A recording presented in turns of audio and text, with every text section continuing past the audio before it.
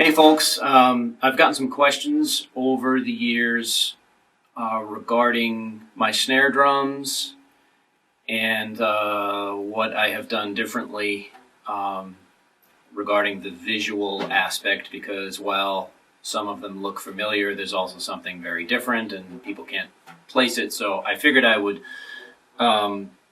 make a video for the YouTube and for all three of my fans who are interested, and let you know what I have done. So the most recorded snare drum in contemporary music is probably the Ludwig 400 Superphonic chrome over ludalloy, which is their version of aluminum. And the student version of that would be the acrylite, which doesn't have the chrome plating, and it's just the ludalloy shell. That's actually my favorite version, student or not. I like 8 lugs over 10 in most circumstances for the way that I tune and play. Be that as it may, I have several of the acrylite versions and also the 400 versions, and also the deep shell 402, made famous probably most by John Henry Bonham, who played the chrome over ludalloy 402. The issue with chrome plating on aluminum over time is that it doesn't hold up very well. It starts to pit and flake because aluminum, for whatever reason, and I've spoken to a plating company about this, unless you're using like the highest quality chrome plating possible, it does not stay adhered to aluminum forever. Unlike brass, which receives chrome plating wonderfully. And you'll notice over time, some of the really sought after Ludwig 400 snare drums that are brass with the chrome plating, if they've been well cared for, more often than not, the chrome plating is beautiful. But even a well cared for 400 version, the ludalloy version, tends to get flaky over time. And if it's not well cared for and stored properly, then it gets flaky and pitted even worse and faster. So, but all is not lost. What I've done is sort of initiated a rescue program. And if I come across an acrylite, a 400 that is in tough shape, but the shell is still in round and tunes up well, but it just looks terrible, I've stripped the shell down of the hardware and I've taken it to a powder coating company and had the rest of the chrome plating blasted off, and then I've had it powder coated. The great thing about powder coating is, I'm not an expert at this, but it sticks to the shell and lasts, and you can choose a seemingly unlimited amount of color combinations. And so you can take a really horrible looking shell, which I wish I had an example for you, and have it cleaned up and powder coated, and it comes out fantastic.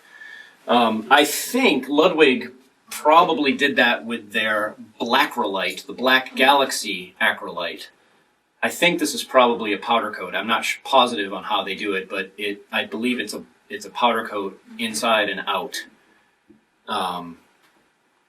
Of course, these are gorgeous and no longer made. I think they stopped making them sometime in the 90s, but they're pretty well sought after, and they just sound great.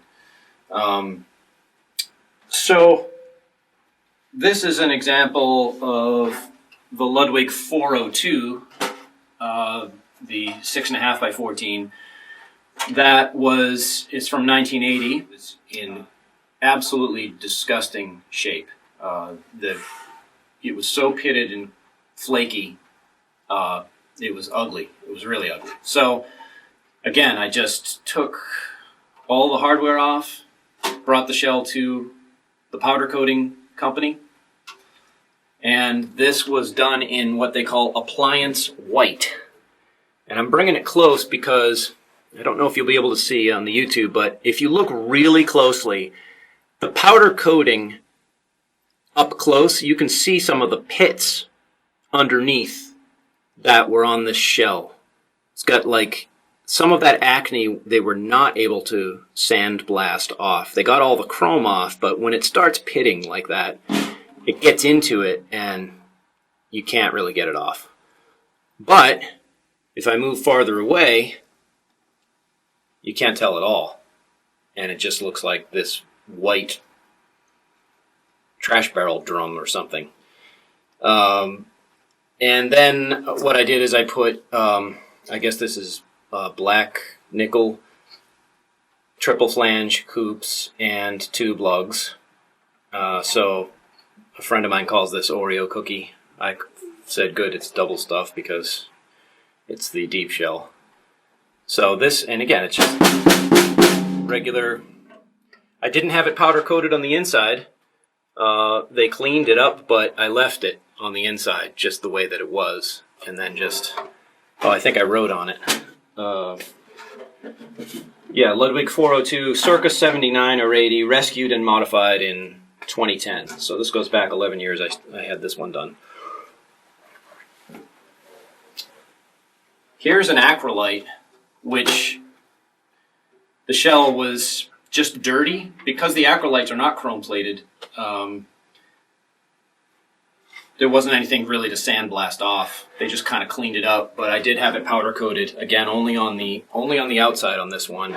You can see here that the powder coating comes up over the lip here, and that's it. That's where it ends. The inside is left as aluminum. And this is some sort of emerald green kind of thing. And no pitting because there was no chrome to flake off. And so this one came out really nice. And again, I just put tube lugs on it. And I've got this pearl fat tone hoop, which I love. But I'm also into this groove click thing for the cross stick. This pearl chrome batter hoop is a 1.6 millimeter, and they've got this rolled inward edge which is supposed to fatten up the cross stick, which it does. But if you really want an amazing cross stick sound, this groove click thing is amazing.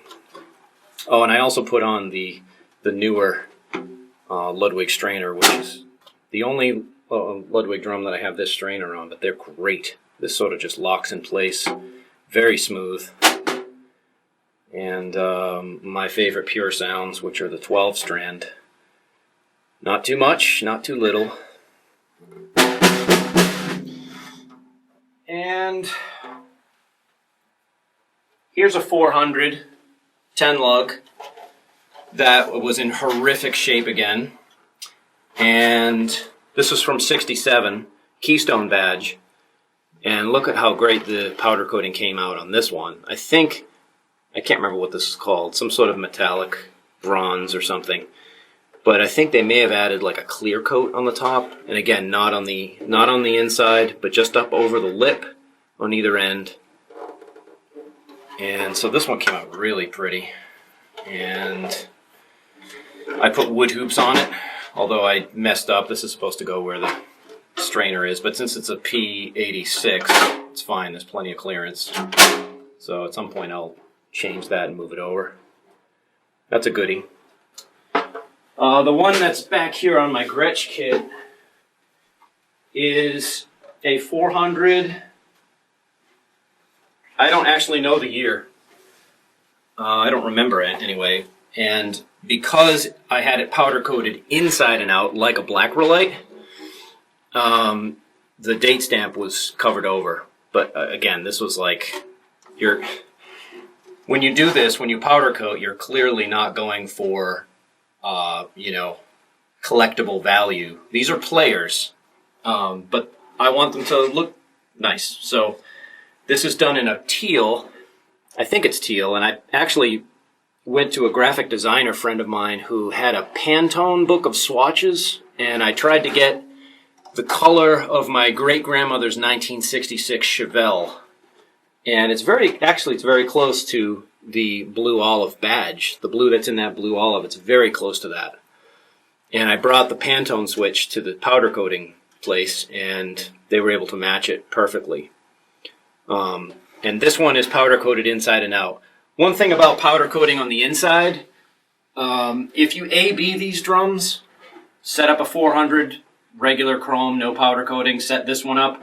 This one's a bit drier because of the coating on the inside, because of the powder coating, and it's the same thing for the Blackrolite versus a standard acrolite. The Blackrolites are a little bit drier because of that powder coating on the inside. So when I went and did these drums over here, I chose not to do the inside. And again, if you A-B them, if you're comparing them, you know, this acro, the green emerald one, with no powder coating on the inside, is slightly drier than a regular acrolite, but not as dry as the Blackrolite. Not to say that the Blackrolite is too dry. It's not too much. I mean, for some people they may think it's too much, but I don't. It just, again, it's like depends on musical variables. It depends on the room. It depends on so many factors. But if you're going to go and compare them, then you'll notice that. If you're not comparing anything, and you just set up the drum on the stand and play, sounds like an acrolite. But if you're really going to get deep into the woods of A-Bing them, then you'll definitely notice that the powder coating, you know, it's adding stuff to the shell, so it dries it out. This is kind of cool, though, with the tube lugs, because it's a little bit less mass, I think, on the shell, so that kind of opens it up a bit. But anyway, that's my rescue story with these Ludwig snare drums. Powder coating is the way to go. And I think this is my favorite in terms of the way it came out. It isn't my favorite in terms of how it sounds. It sounds great, but it's a 10 lug, and as I said before, my heart is in the 8 lug. This is like my numero uno. And so 1, 2, 3, 4, 5 Ludwig snare drums, all powder coated. One done by Ludwig, the others done by not me, but a place I took it to. So I think that's it. Hope that helps. If you find a really tattered Ludwig shell, but it's in round, strip it down and see if you can rescue it. And you'll probably be pleased with the results. It's still going to sound great. Ciao!